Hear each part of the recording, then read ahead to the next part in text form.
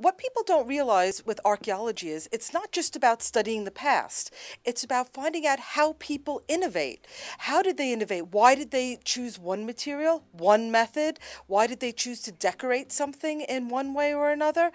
And what's very interesting is you can use this information so we can develop new technologies for the future. So archaeology isn't just looking in the past, it's also to look for the future. One of the most important things that students can take with them is to re-examine their own culture, their own beliefs, and look at other cultures, other ways of doing things. Because the way that we do things isn't always perfect. We all know that. So this way, if they look at other cultures and they re-examine the way that they do things, they can make better improvements for the future. My research concentrates on crucible Damascus steel. Damascus steel was a very, very special type of steel used throughout Central Asia and India, and also in the Middle East.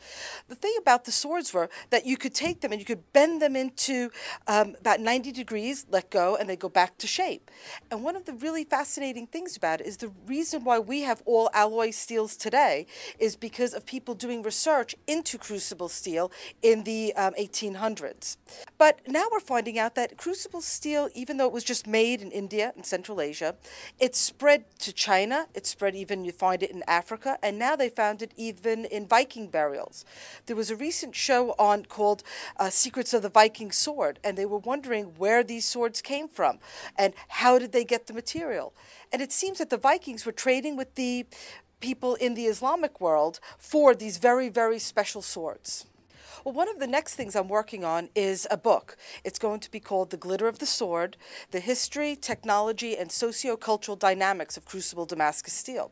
That's to be published by ASM International. They're the big science publishers. Some other things that I'll be doing is I'll be going to Turkey because I'm going to be giving a keynote speech on yatagans. It's a type of sword that they produced in Turkey. I'll be going to England to give a lecture for the Historical Metallurgy Society.